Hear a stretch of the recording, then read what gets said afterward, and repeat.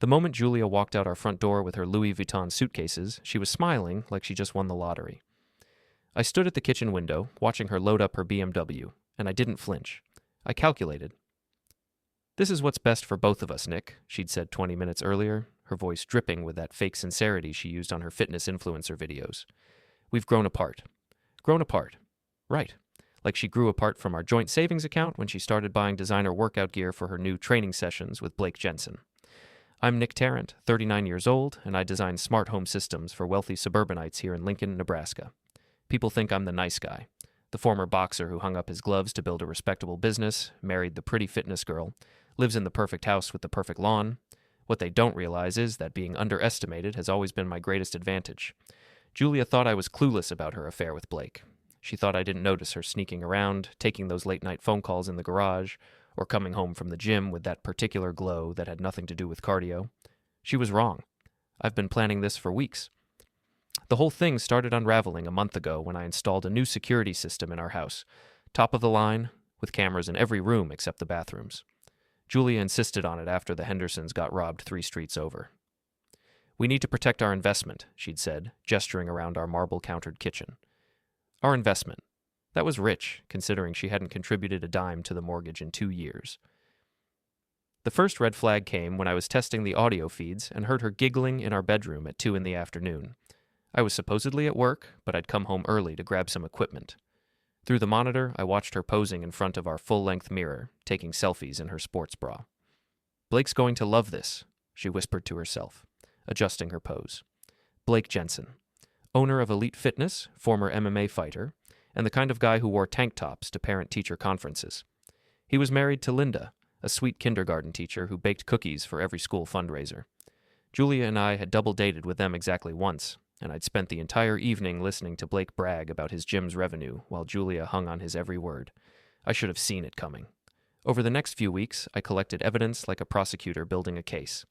Julia's phone was synced to our smart home system, a convenience she'd requested so she could control the lights and music with voice commands. What she didn't realize was that every text notification, every app alert, every late-night message got logged in my system. The messages were nauseating. "Can't wait to see you tomorrow." And "last night was incredible." And my personal favorite, "Nick's working late again. Your place at 8? My place. The house I'd bought with my boxing prize money and built into something worth $500,000 through 12 years of careful investments and business growth.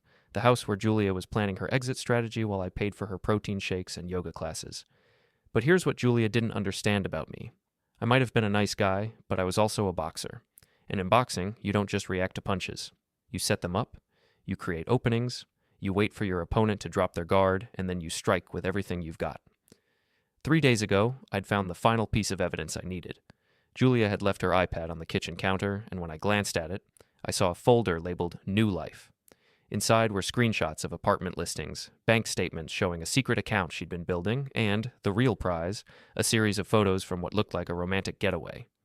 Before we dive deeper into this story, I have one small request. Please subscribe, drop a like, comment, and hit that hype button to boost this channel so more people can discover these incredible Reddit stories. The photos were time-stamped from last weekend when Julia claimed she was at a fitness conference in Omaha.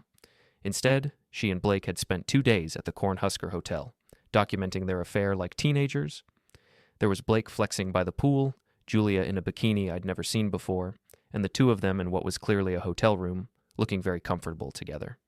The final photo was the one that sealed their fate, Julia and Blake in our bedroom, in our bed, with Blake giving a thumbs up to the camera. Julia had made the bed afterward, how considerate, but I recognized the distinctive pattern of our designer comforter. She'd brought him into our home, into our bedroom, and then she'd documented it like a trophy. That's when I knew this wasn't just about revenge. This was about justice. Now, watching Julia drive away to start her new life with Blake, I felt something I hadn't experienced since my fighting days. The calm focus that comes right before you land the perfect combination. She thought she was escaping. She thought she'd outsmarted me, taken what she wanted, and left me to pick up the pieces. She had no idea that the real fight was just beginning. I walked back to my home office and opened my laptop. The smart home control panel showed every device in the house. Cameras, audio systems, security feeds, financial management software. Everything I'd built, everything I controlled. Julia's phone was still connected to our system. Her social media accounts were still logged into our shared tablet. Her banking app still had my fingerprint registered as a backup security measure, something she'd set up years ago and forgotten about. She'd left me all the tools I needed to destroy her. I cracked my knuckles and started typing. The next morning, I drove to my office at Tarrant Home Systems with the windows down and classic rock cranked up loud. For the first time in months, I felt genuinely good. Julia thought she'd played me perfectly, but she'd actually handed me everything I needed to ruin her life. My business partner, Dave Martinez, was already at his desk when I walked in, nursing his usual oversized coffee and squinting at blueprints for a client's whole house automation project. "You look surprisingly chipper for a guy whose wife just left him," Dave said, glancing up from his work. "I expected you to be moping around like a kicked dog." "Julia's departure is the best thing that's happened to me in years," I replied, settling into my chair. "Trust me on that." Dave raised an eyebrow but didn't push. We'd been friends since high school, and he knew better than to dig too deep into my personal business. What he didn't know was that I'd already started monitoring Julia's digital footprint from the moment she walked out our door. Her first mistake came at 10:47 a.m. I was reviewing security camera specs when my phone buzzed with a banking alert. Julia had just transferred $15,000 from our joint savings account to her secret account, the one she thought I didn't know about. The transaction showed up on my banking app with a memo. "New beginning fund." How thoughtful of her to document her theft. I immediately logged into our account and reversed the transfer, then moved the entire balance, $43,000, into a business account that only I controlled. The reversal would take 24 hours to process, which meant Julia would have exactly 1 day to feel rich before discovering she was broke. But that was just the opening jab. At lunch, I drove to Elite Fitness and parked across the street. Blake's gym occupied a converted warehouse in the trendy part of downtown, complete with floor-to-ceiling windows and a rooftop bar that attracted the after-work crowd. Through my telephoto lens, a leftover from my brief photography hobby, I could see Julia inside, leading what looked like a private training session with Blake. They weren't being subtle. Blake kept finding excuses to put his hands on her waist during exercises, and Julia was giggling like a schoolgirl every time he made a joke. Other gym members were starting to notice, whispering to each other and pointing in their direction. Perfect.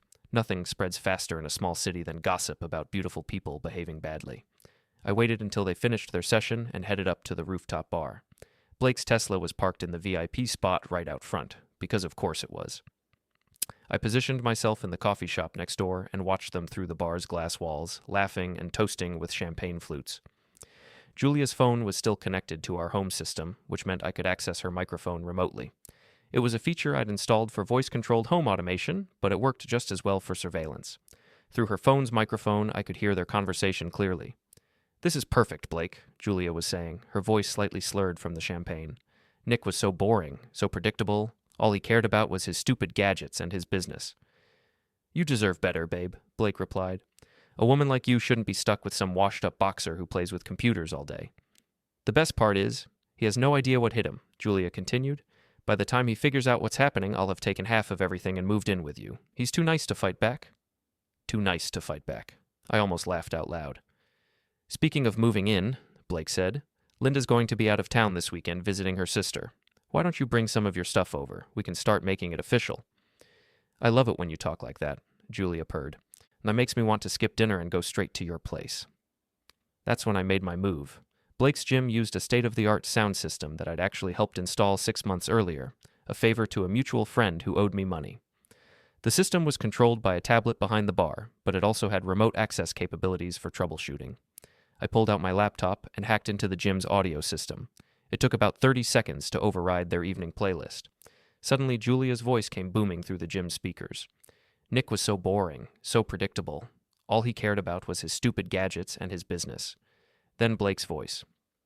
"A woman like you shouldn't be stuck with some washed-up boxer who plays with computers all day."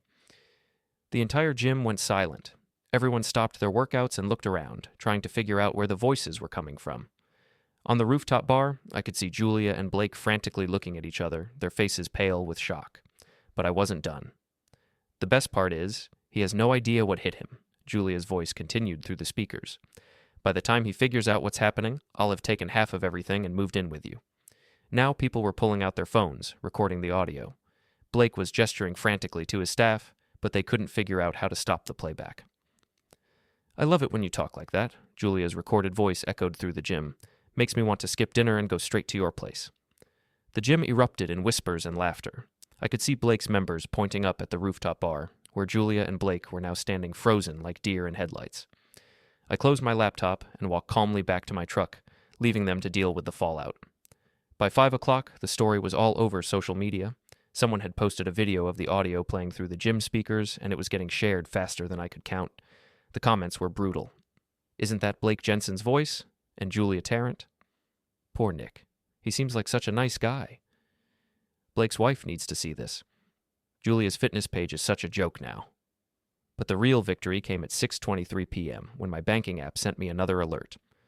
Julia had tried to withdraw money from our joint account and been declined. She'd tried 3 more times in rapid succession, each attempt failing. My phone rang 2 minutes later. Nick, what did you do to our account? Julia's voice was shaking with rage. Our account? I replied calmly. I think you mean my account, the one I've been funding for the past 2 years while you played house with Blake.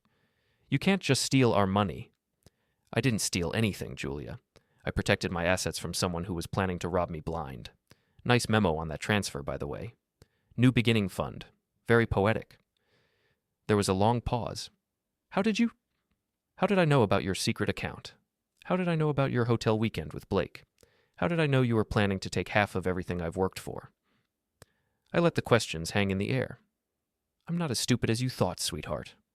This isn't over, Nick. You're absolutely right, I said and hung up. Dave was still at the office when I got back, working late on a client proposal. He looked up when I walked in, his expression curious. You're smiling, he observed. That's either really good or really bad. Julia tried to clean out our savings account today, I said, settling back into my chair. Didn't work out the way she planned. And the gym thing that's all over Facebook? I shrugged innocently. Karma's a harsh teacher. Dave shook his head, grinning. Remind me never to cheat on my wife.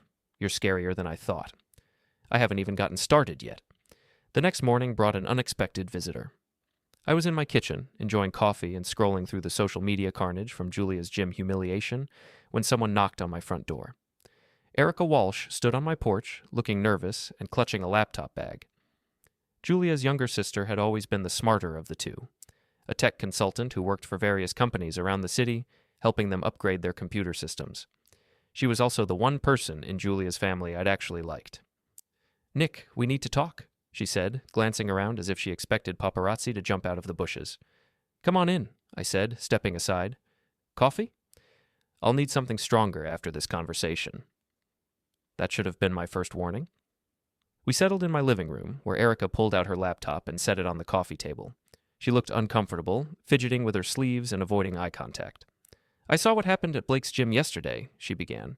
The whole city's talking about it. Julia always did like being the center of attention. That's what I want to talk to you about. Erica opened her laptop and turned it toward me. Nick, I need to show you something, and I need you to promise you won't hate me. On the screen was a folder labeled Nick Tarrant, Personal. Inside were dozens of files, screenshots of my text messages, copies of my financial records, photos of my daily routines, even audio recordings of phone conversations I'd had in my own house. What is this? I asked, though I was already beginning to understand. Julia hired me 6 months ago, Erica said quietly. She wanted dirt on you. Evidence of cheating, hidden money, anything she could use in a divorce. She was convinced you were having an affair. I stared at the screen, scrolling through months of surveillance. There were photos of me leaving my office, records of my banking transactions, even screenshots of my dating app activity from before I'd married Julia, which was exactly 0, because I'd never used dating apps. She paid me $5,000 to hack your systems, Erica continued, your home network, your business computers, even your phone. I've been watching you for half a year, Nick. The betrayal hit me like a punch to the gut. Not just Julia's betrayal. I'd expected that. But Erica's. I'd trusted her. I'd helped her move apartments, given her business referrals, treated her like the sister I'd never had. Why are you telling me this now? I asked. Erica's expression hardened. Because Julia's not planning to just divorce you and disappear. She's planning to destroy you completely. And now that you've embarrassed her, she's going to use everything I collected to ruin your business, your reputation, everything. She clicked on another folder labeled Phase 2. Inside were draft social media posts accusing me of domestic abuse, fake screenshots of text messages I'd supposedly sent to other women, and a detailed plan to spread rumors about my business practices. She's going to claim you were abusive, that you cheated on her, that you've been stealing from your clients, Erica explained. She's already reached out to 3 of your biggest customers, hinting that they should audit their accounts. My hands clenched into fists. And you're just telling me this out of the goodness of your heart? No, Erica said, closing the laptop. I'm telling you this because I want in. In on what? Your revenge plan. Don't pretend you don't have one. Yesterday's gym stunt was just the beginning. Julia's about to wage war on you, and she's got 6 months of surveillance data to use as ammunition. But I've got something better. She pulled a flash drive from her pocket and set it on the table between us. Everything Julia and Blake have said to each other for the past 3 months. Every text, every phone call, every private conversation, including the ones where they talk about framing you for things you didn't do. I picked up the flash drive, turning it over in my hands. What do you want in return? $50,000 and a partnership in your business. Julia's going to come after me too once she realizes I've switched sides. I need protection, and I need a new source of income. It was blackmail, pure and simple, but it was also an opportunity. Show me what's on the drive, I said. Erica plugged it into her laptop and opened an audio file. Blake's voice filled my living room. The best part is, once we get rid of Nick, we can expand the gym using his money. Julia's going to own half his business after the divorce. Then Julia's voice. Erica found some interesting stuff on his computers. We can make it look like he's been skimming from clients. A few fake invoices, some altered records. It'll be enough to ruin him. What about his boxing friends? Some of those guys look scary. Nick's too much of a Boy Scout to do anything violent. He'll just sit there and take it like he always does. I listened to 20 minutes of them planning my destruction, discussing how to plant evidence on my computers, how to manipulate my client records, even how to make it look like I'd been having affairs with married women whose homes I'd worked on. There's more, Erica said, switching to another file. They're planning to break into your office this weekend while you're out of town. I'm not going out of town this weekend. You are now. Julia thinks you're driving to Kansas City for a client consultation. I may have hacked your calendar and added a fake appointment.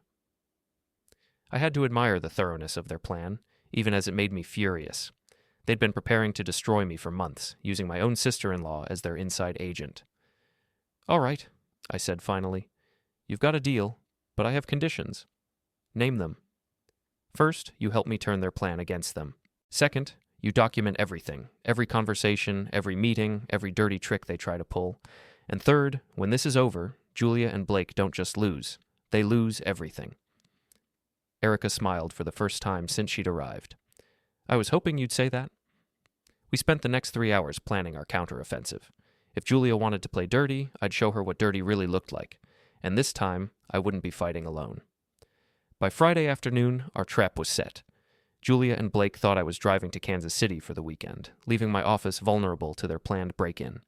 Instead, I was parked in a rented car across the street from my building, watching them through night vision binoculars while Erica monitored their communications from her apartment. They're on their way. Erica's voice crackled through my earpiece.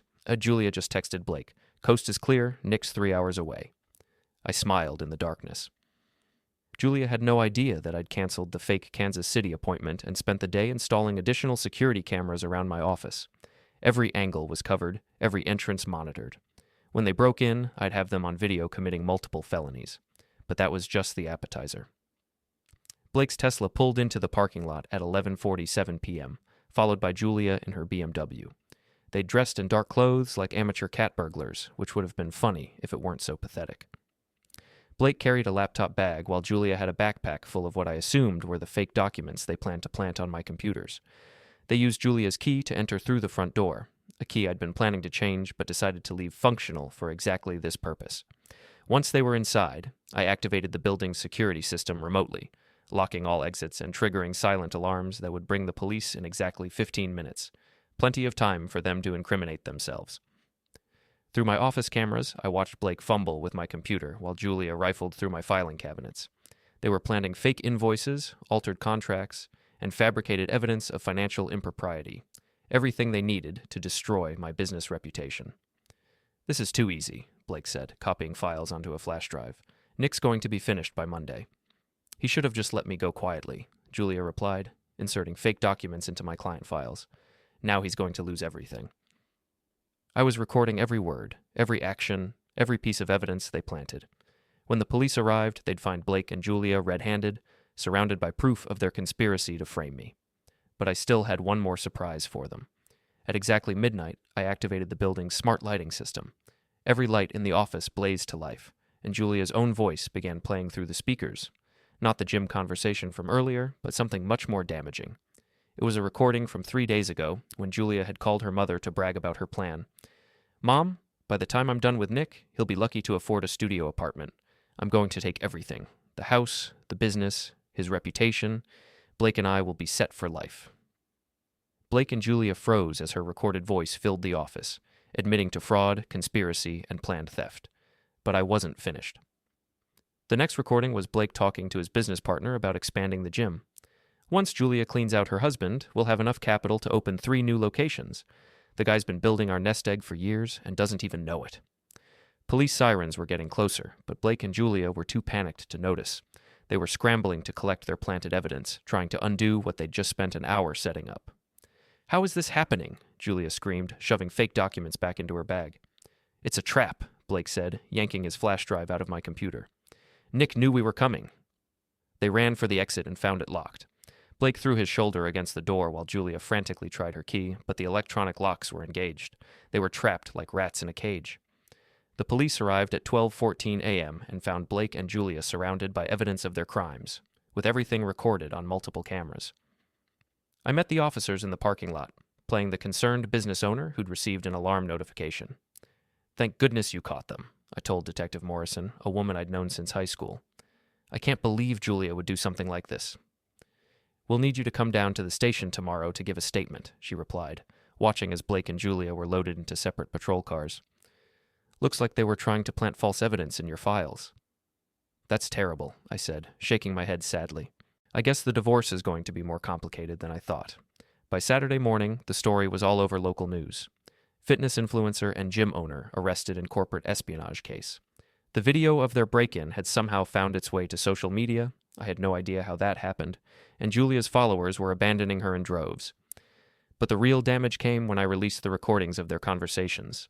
I'd edited together a highlight reel of Julia and Blake's most damning statements, their plans to frame me, their intention to steal my money, their mockery of my character, and their detailed conspiracy to destroy my life.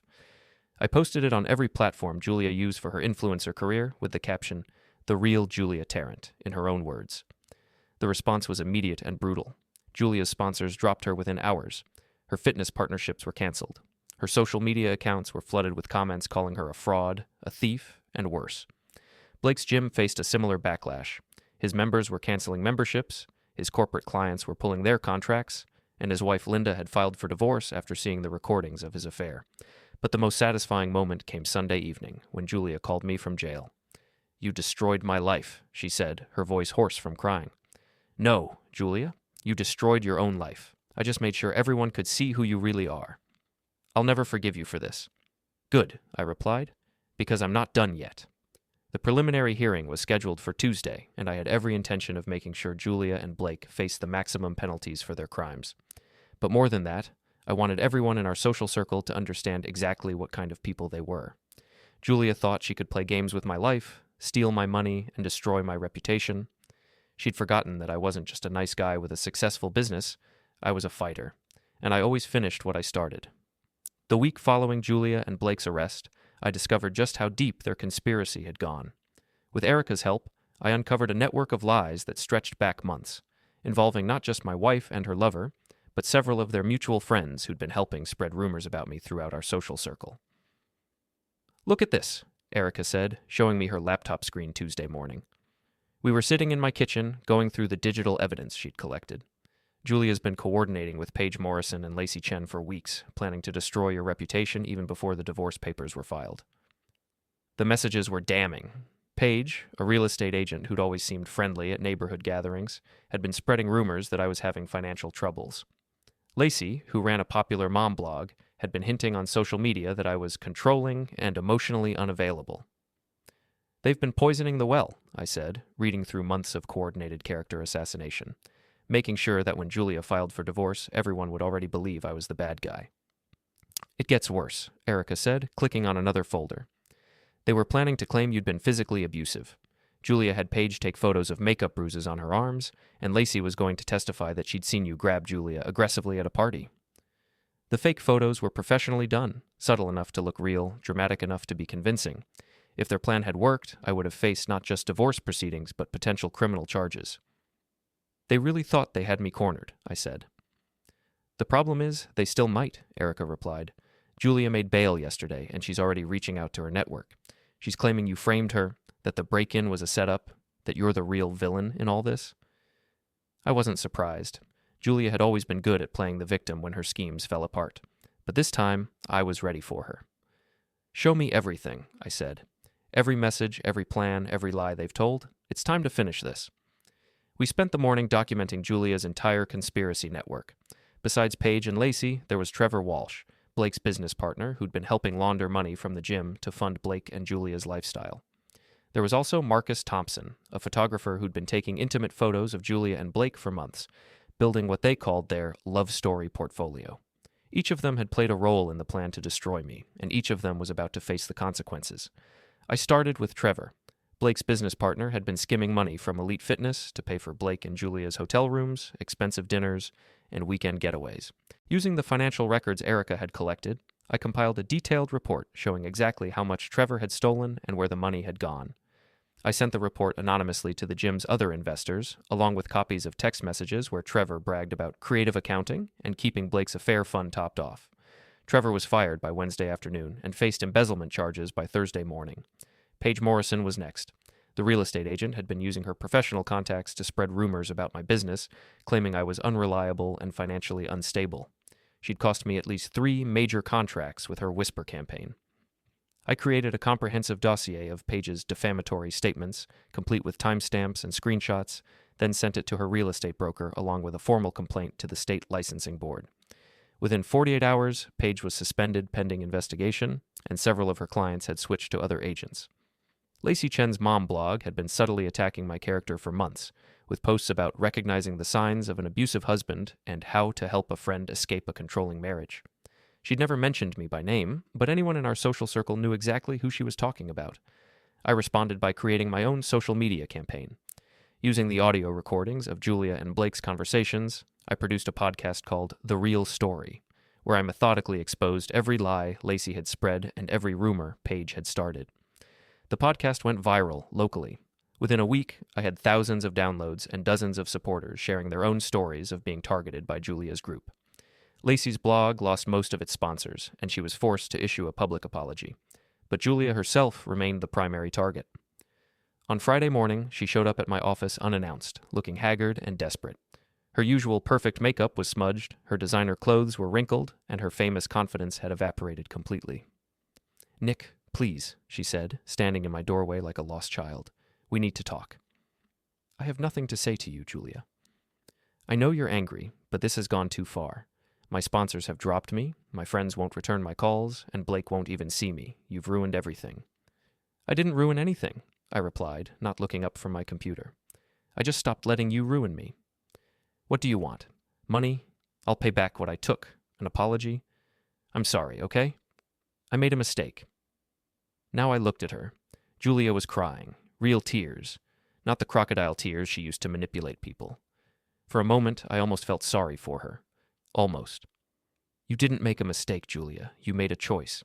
You chose to cheat on me, lie to me, steal from me, and try to destroy my life. You chose to involve your sister, your friends, and your lover in a conspiracy to frame me for crimes I didn't commit. Those weren't mistakes. They were deliberate, calculated decisions. I never meant for it to go this far. Yes, you did. You meant for it to go exactly this far. The only thing you didn't plan for was getting caught." Julia wiped her eyes, and for a moment I saw a flash of the old Julia, the manipulative, entitled woman who thought she could charm her way out of any situation. "Fine," she said, her voice hardening. "If you want to play hardball, we'll play hardball.